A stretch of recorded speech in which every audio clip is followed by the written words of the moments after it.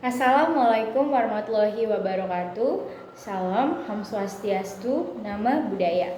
Perkenalkan, nama saya Leana Masya Darani dengan NIM 011128232785. Pada sore hari ini, saya akan menjelaskan tentang pasar persaingan sempurna. Sebelum lanjut lebih jauh, apa sih pasar persaingan sempurna itu? Pasar persaingan sempurna merupakan struktur pasar yang paling ideal karena dianggap sebagai sistem pasar yang akan menjamin terwujudnya kegiatan memproduksi barang atau jasa yang tinggi efisiensinya. Kemudian di pasar persaingan sempurna saya akan menjelaskan 5 aspek, yaitu adalah ciri-ciri pasar persaingan sempurna, pemaksimuman keuntungan jangka pendek, biaya marginal dan kurva penawaran, operasional perusahaan dan industri dalam jangka panjang. Kemudian yang terakhir adalah kebaikan dan keburukan pasar persaingan sempurna. Baiklah, aspek yang pertama adalah ciri-ciri pasar persaingan sempurna. Di dalam persaingan sempurna sendiri terdapat 5 poin seperti yang telah dituliskan di sini. Poin yang pertama adalah perusahaan adalah pengambilan harga. Maksudnya adalah berarti suatu perusahaan yang di dalam pasar tidak dapat menentukan atau mengubah harga di pasar. Harga yang di pasar ditentukan oleh indeksi di antara keseluruhan produsen dan keseluruhan pembeli. Kemudian yang kedua adalah setiap perusahaan mudah keluar atau masuk. Apabila perusahaan mengalami kerugian dan ingin meninggalkan industri, langkah ini dapat dilakukan dengan mudah. Kemudian sebaliknya dengan produsen. Kemudian yang ketiga adalah menghasilkan barang yang serupa. Barang yang dihasilkan sebagai perusahaan tidak mudah untuk dibeda-bedakan. Barang yang dihasilkan sangatlah sama, tidak ada perbedaan yang nyata di dalamnya. Kemudian terdapat banyak perusahaan di pasar. Sifat ini meliputi 2 aspek, yaitu adalah jumlah perusahaan sangat banyak dan masing-masing perusahaan relatif kecil kalau dibandingkan dengan keseluruhan jumlah. Kemudian yang terakhir adalah pembeli mempunyai pengetahuan sempurna mengenai pasar. Pasar persaingan sempurna juga dimisalkan bahwa jumlah pembeli adalah sangat banyak. Namun demikian dimisalkan pula bahwa masing-masing pembeli tersebut mempunyai pengetahuan yang sempurna mengenai keadaan di pasar, yaitu mereka mengetahui tingkat harga barang yang berlaku dan perusahaan-perusahaan atas harga tersebut. Permintaan dan hasil jualan. Di dalam menganalisis usaha suatu perusahaan untuk memaksimalkan keuntungan meliputi 2 hal yang harus diperhatikan, yaitu adalah biaya produksi yang akan dikeluarkan perusahaan dan hasil penjualan dari barang yang akan dihasilkan oleh perusahaan itu. Sifat biaya produksi yang dikeluarkan oleh perusahaan adalah bersamaan walau dalam struktur pasar maupun ia digolongkan. Akan tetapi sifat hasil penjualan adalah berbeda di antara pasar persaingan sempurna dengan struktur pasar lainnya. Kemudian adalah permintaan, pasar, dan perusahaan.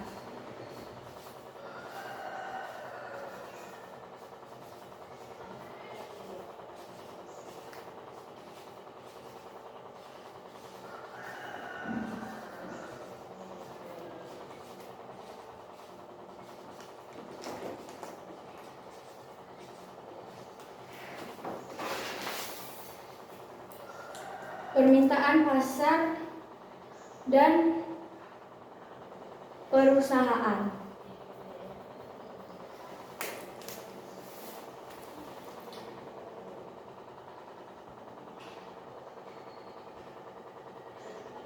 Yaitu adalah suatu perusahaan tidak mempunyai kekuasaan untuk menentukan harga. Interaksi seluruh produsen dan seluruh pembeli di pasar yang akan menentukan harga pasar, dan seseorang produsen hanya menerima saja harga yang sudah ditentukan tersebut.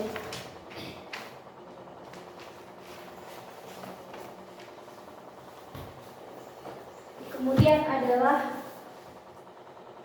hasil penjualan marginal.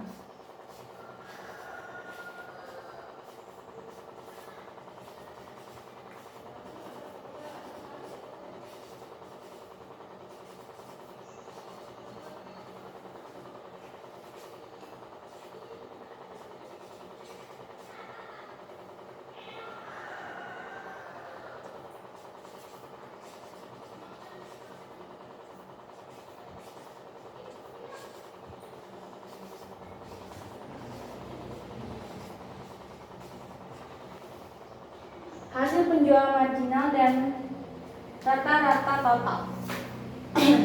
Hasil penjualan rata-rata adalah kurva permintaan pada dasarnya digambarkan dengan tujuan untuk menjelaskan tentang jumlah permintaan terhadap suatu barang pada berbagai tingkat harga.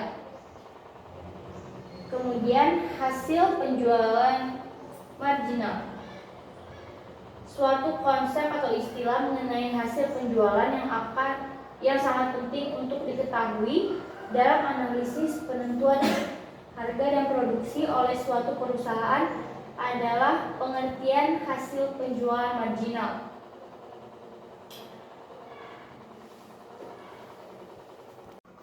Baiklah, kemudian masuk ke pemaksimuman keuntungan jangka pendek.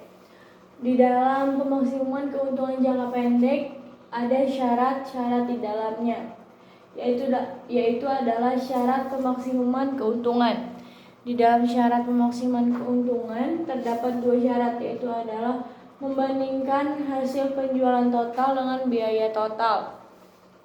Kemudian menunjukkan keadaan di mana hasil penjualan marginal sama dengan biaya marginal.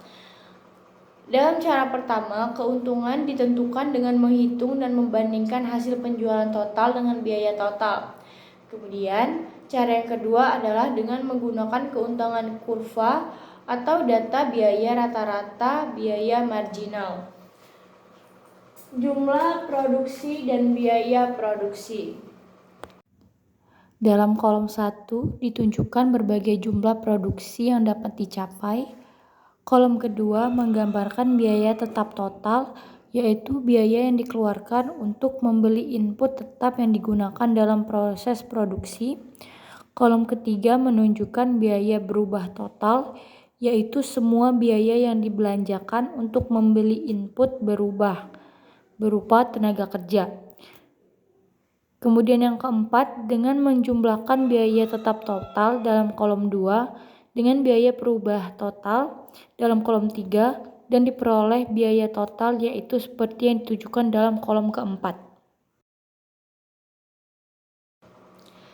Ciri-ciri data dan kurva berbagai jenis biaya adalah: yang pertama adalah biaya total. Biaya total mula-mula mengalami kenaikan yang lambat, akan tetapi setelah satu tingkat produksi tertentu, kenaikannya semakin lama semakin cepat. Kemudian adalah biaya total mempunyai sifat yang sama dengan biaya berubah total. Kemudian yang ketiga adalah biaya tetap rata-rata semakin kecil. Oleh sebab itu, kurva biaya tetap rata-rata menurun dari kiri ke atas, kanan bawah. Kemudian yang terakhir adalah biaya berubah rata-rata, biaya total rata-rata mempunyai sifat yang sama. Maksudnya adalah pada tingkat produksi yang sama, yang rendah ketiga jenis biaya tersebut semakin menurun apabila produksi meningkat. Tetapi pada produksi yang sama atau lebih tinggi biaya tersebut semakin tinggi apabila produksi ditambah. Berdasarkan sifat ini, kurva untuk ketiga jenis biaya berbentuk huruf U. Kemudian jumlah produksi dan hasil penjualan. Data dalam kolom 1 seperti juga dalam tabel 11.1 menggambarkan jumlah produksi yang dapat dicapai. Kolom kedua menunjukkan tingkat harga barang yang diproduksi. Harga seunit tetap 150.000 oleh karena produsen tersebut berada di pasar persaingan sempurna. Kolom ketiga menunjukkan hasil penjualan total yang akan diterima produsen pada berbagai tingkat produksi. Data hasil penjualan total dalam kolom tersebut dihitung dengan menggunakan rumus berikut. Kolom keempat menunjukkan hasil penjualan rata-rata. Telah diterangkan bahwa dalam persaingan sempurna, harga adalah tetap, walau berapapun jumlah produksi yang dilakukan. Oleh sebab itu, hasil penjualan rata-rata atau AR adalah sama dengan tingkat harga P. Kolom kelima menunjukkan hasil penjualan marginal, yaitu tambahan hasil penjualan yang disebabkan oleh pertambahan seunit barang yang dijual. Oleh karena barang adalah tetap, maka hasil penjualan marginal adalah sama dengan tingkat harga. Menentukan keuntungan maksimum. Terdapat dua cara untuk menentukan tingkat produksi yang maksimum.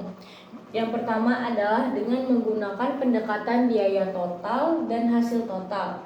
Kemudian yang ketiga adalah dengan menggunakan pendekatan hasil marginal dan biaya marginal.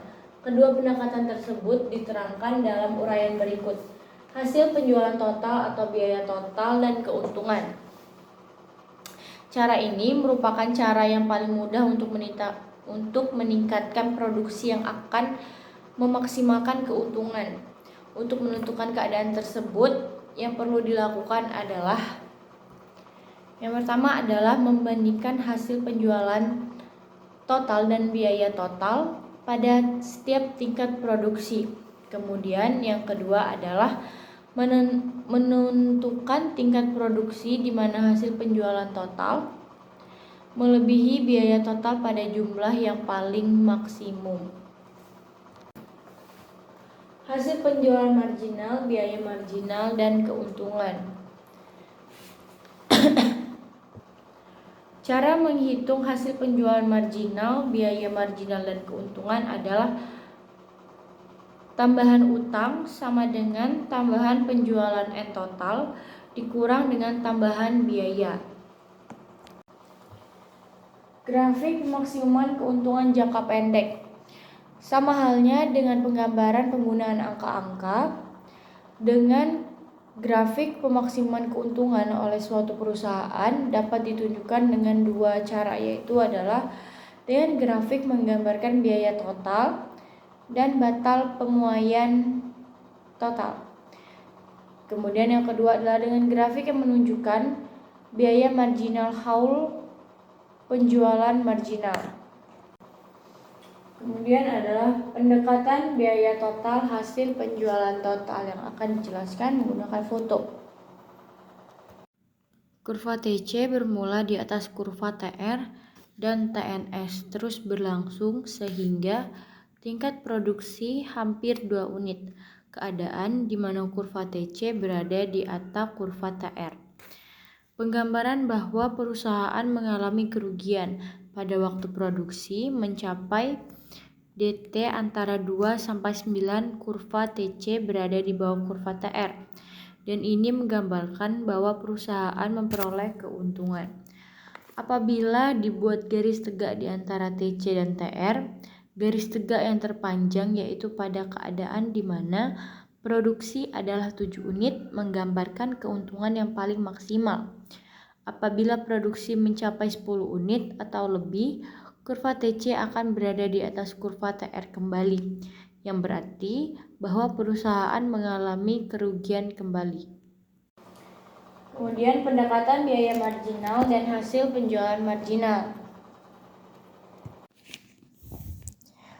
Apabila pada jumlah produksi yang digambarkan dalam tabel 11.4 mencapai keadaan di mana MC sama dengan MR, dalam gambar 11.5 keadaan di mana MC sama dengan MR berlaku pada produksi adalah 7 unit. Dengan demikian, perusahaan mencapai keuntungan maksimum apabila produksi adalah sebanyak 7 unit. Jumlah keuntungan ditunjukkan oleh kotak EABC. Dalam jangka pendek, terdapat 4 kemungkinan dalam corak keuntungan atau kerugian perusahaan, yaitu 1. Mendapat untung luar biasa, 2. Mendapat untung normal, 3. Mengalami kerugian tetapi tidak dapat membayar biaya perubah, 4. Dalam keadaan menutup atau membubarkan perusahaan.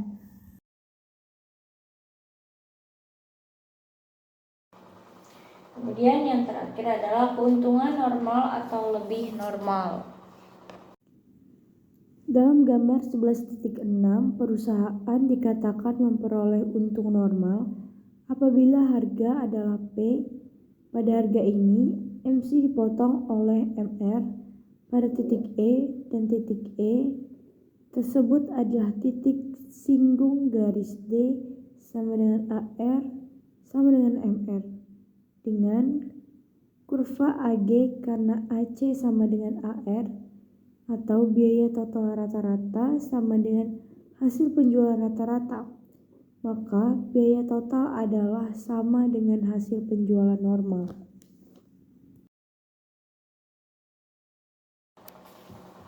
Kerugian tetap dapat membayar sebagian biaya tetap.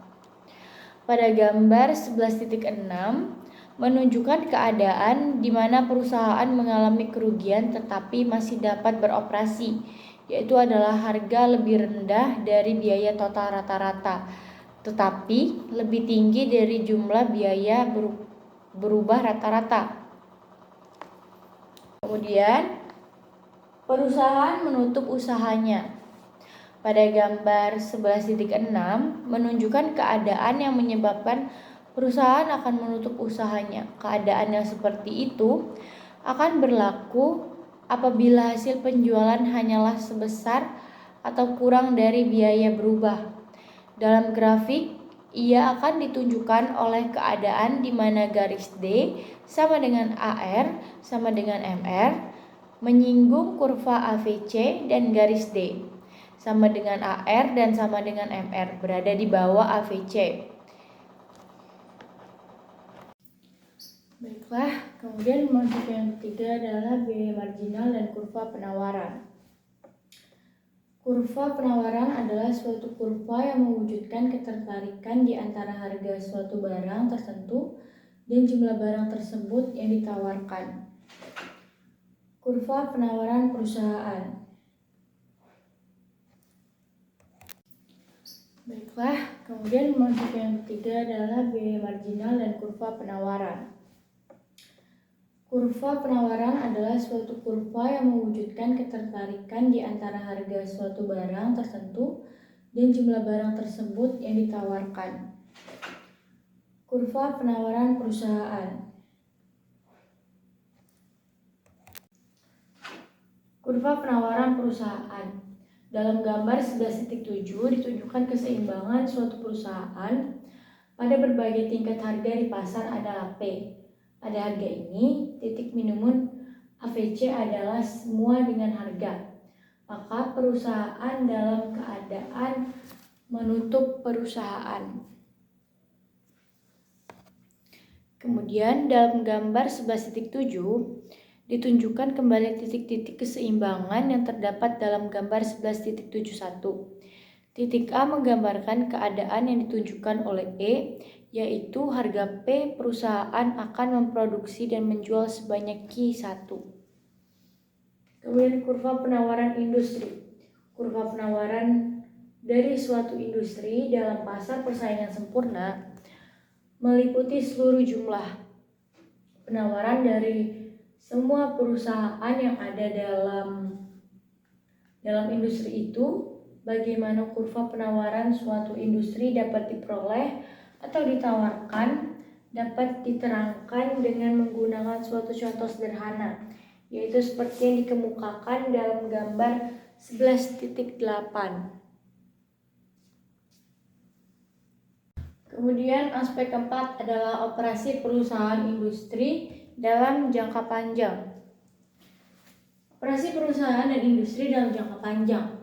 Dalam jangka panjang, perusahaan dan industri dapat membuat beberapa perubahan tertentu yang jangka pendek tidak dapat dilakukan. Perusahaan dapat menambah faktor-faktor produksi yang di dalam jangka pendek adalah tetap jumlahnya. Perubahan lain yang mungkin berlaku dalam jangka panjang adalah kemajuan teknologi, kenaikan upah, tenaga kerja, kenaikan harga-harga umum atau inflasi. Kemudian perubahan yang diakibatkan oleh kemerosotan permintaan. Sekarang kita akan memperhatikan keadaan yang sebaliknya dari yang diterangkan di atas, yaitu menyesuaikan yang berlaku dalam perusahaan industri apabila terjadi pengurangan permintaan. Keadaan bermula dan menyesuaikan yang berlaku sebagai akibat pengurangan permintaan tersebut digambarkan pada gambar 11.10. Oke. Keuntungan jangka panjang atau untung normal. Keuntungan luar biasa akan menarik perusahaan-perusahaan baru untuk masuk ke dalam industri tersebut. Kemasukan mereka akan menambah penawaran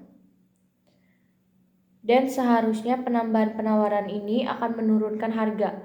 Penyesuaian seperti ini akan terus berlangsung sehingga tidak dapat lagi keuntungan yang melebihi normal. Juga keadaan ini di mana perusahaan mengalami kerugian adalah merupakan keadaan yang dalam jangka panjang. Perusahaan dalam persaingan sempurna cenderung untuk memperoleh keuntungan normal saja.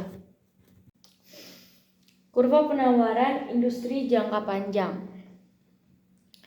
Dalam jangka panjang, faktor-faktor produksi dapat ditambah dan teknologi berkembang.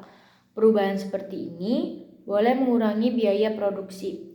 Tetapi di samping itu, harga-harga faktor produksi dapat mengalami kenaikan dan inflasi berlaku dalam ekonomi.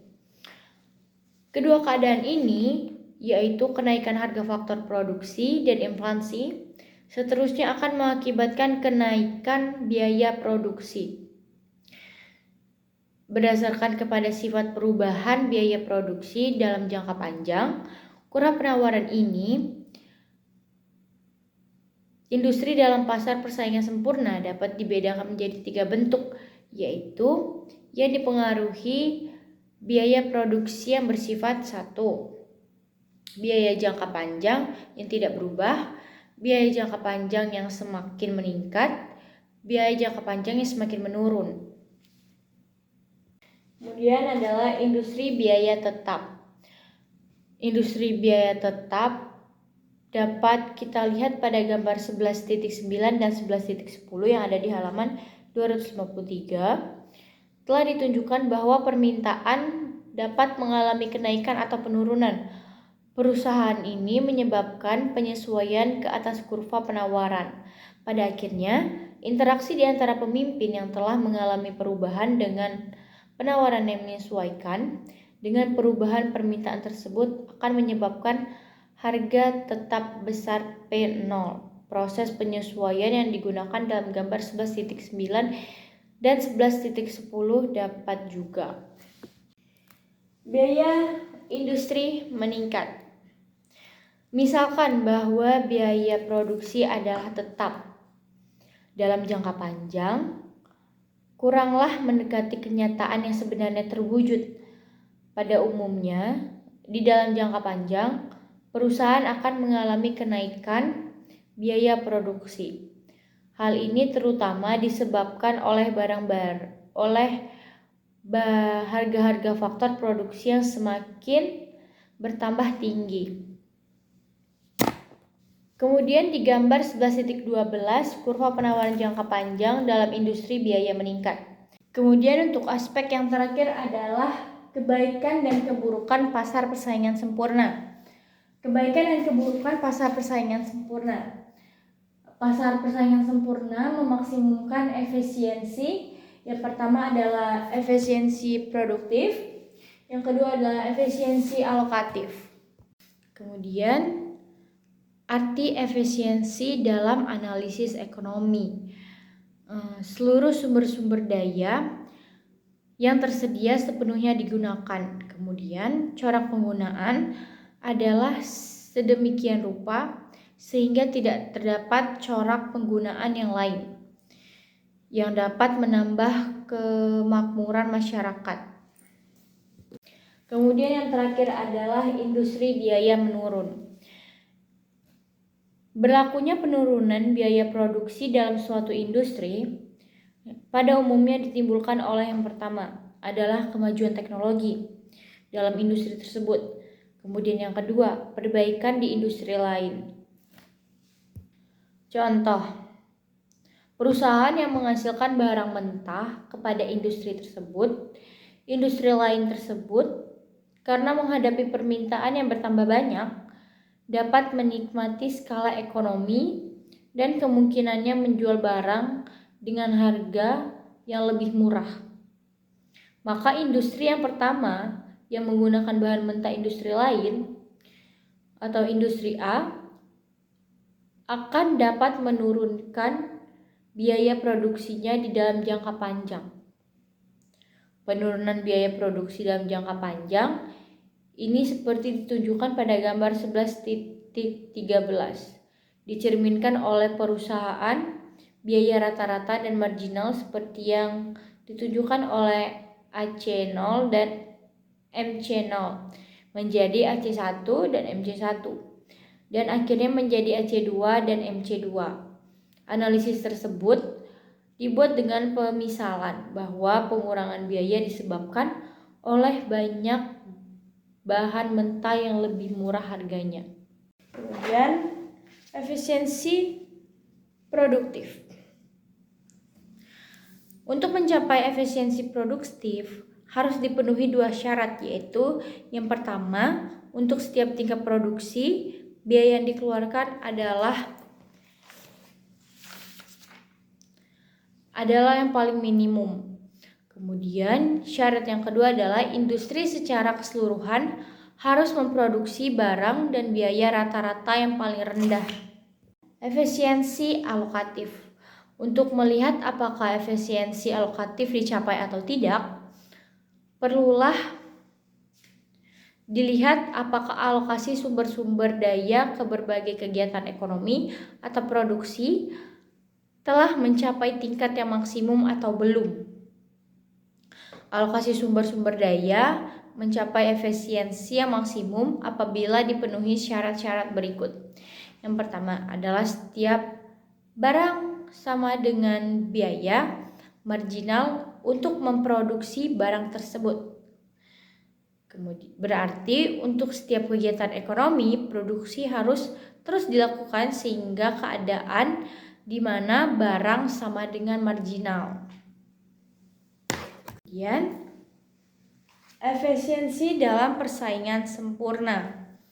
Dalam persaingan sempurna, kedua jenis efisiensi dijelaskan di atas akan selalu terwujud. Telah dijelaskan bahwa di dalam jangka panjang perusahaan persaingan sempurna akan mendapat keuntungan normal. Dan keuntungan normal ini dicapai apabila produksi yang paling minimum, dengan demikian sesuai dengan arti efisiensi produktif yang telah dijelaskan dalam jangka panjang, efisiensi produktif selalu mencapai perusahaan dalam persaingan sempurna. Kebebasan bertindak dan memilih. Kebebasan untuk memilih barang yang dikonsumsi menjadi lebih terbatas. Dalam pasar bebas, tidak seorang pun mempunyai kekuasaan dalam menentukan barang, jumlah produksi, dan jenis-jenis barang yang diproduksi. Begitu pula dengan menjadi faktor yang menentukan pengalokasiannya. Tidak seorang pun mempunyai kekuasaan untuk menentukan corak pengalokasian. Kemudian, beberapa kritik terhadap persaingan sempurna. Di samping menekankan kebaikan-kebaikannya, ahli-ahli ekonomi juga menyadari bahwa persaingan sempurna juga memiliki kelemahan atau keburukan. Yang pertama adalah persaingan sempurna tidak mendorong inovasi. Dalam pasar persaingan sempurna, teknologi dapat dicontoh dengan mudah oleh perusahaan lain. Sebagai akibatnya, suatu perusahaan tidak dapat memperoleh keuntungan yang kekal dari pengembangan teknologi dan teknik produksi yang baru tersebut. Persaingan sempurna ada kalanya menimbulkan biaya sosial. Telah dibicarakan di bab 2 di dalam penilaian efisiensi perusahaan yang diperlihatkan dengan cara perusahaan itu menggunakan sumber-sumber daya. Ditinjau dari sudut pandang perusahaan, penggunaannya mungkin sangat efisien. Akan tetapi, ditinjau dari sudut kepentingan masyarakat, ada kalanya merugikan. Sebagai contoh, kegiatan yang efisien memungkinkan menimbulkan pengotoran lingkungan yang serius. Maka biaya sosial dari kegiatan tersebut semakin tinggi. Masyarakat mengalami kerugiannya tersebut. Membatasi pemilihan konsumen. Karena barang yang dihasilkan perusahaan-perusahaan adalah 100% sama, konsumen mempunyai pilihan yang terbatas untuk menentukan barang-barang yang akan dikonsumsi. Dalam pasar persaingan monopolistis dan oligopolis, suatu jenis barang tertentu diproduksi secara berbeda-beda coroknya dari berbagai perusahaan. Maka terdapat lebih banyak variasi dan pemilihan kepada konsumen. Pemilihan yang lebih lengkap menyebabkan kepuasan yang mereka peroleh lebih komplit daripada jenis barang yang tersedia adalah serupa. Biaya produksi dalam persaingan sempurna mungkin lebih tinggi. Di dalam menyatakan biaya produksi dalam pasar persaingan sempurna adalah yang paling minimum. Tersirat pemisalan bahwa biaya produksi tidak berbeda. Misalkan, ini selalu benar. Perusahaan-perusahaan dalam bentuk pasar lainnya mungkin dapat mengurangi biaya produksi sebagai akibat penikmat skala ekonomi, perkembangan teknologi dan inovasi. Distribusi pendapatan tidak selalu merata. Suatu corak distribusi terdapat sesuatu menimbulkan suatu pola permintaan tertentu dalam masyarakat. Pola permintaan tertentu akan menentukan produk pengalokasian sumber-sumber daya. Sumber-sumber daya yang efisien kalau didistribusikan, pendapatan tidak merata, maka penggunaan sumber-sumber daya akan lebih banyak digunakan untuk kepentingan golongan kaya. Sebagai contoh, dalam masyarakat diperlukan banyak rumah murah, tetapi kalau dimekanismekan, pasar menunjukkan bahwa rumah mewah mudah dijual. Maka para perusahaan akan menghasilkan rumah mewah. Dengan memperhatikan keadaan permintaan dalam pasar, maka efisiensi dalam penggunaan sumber-sumber daya mencapai maksimum, tetapi ia tidak memaksimumkan kepentingan seluruh masyarakat.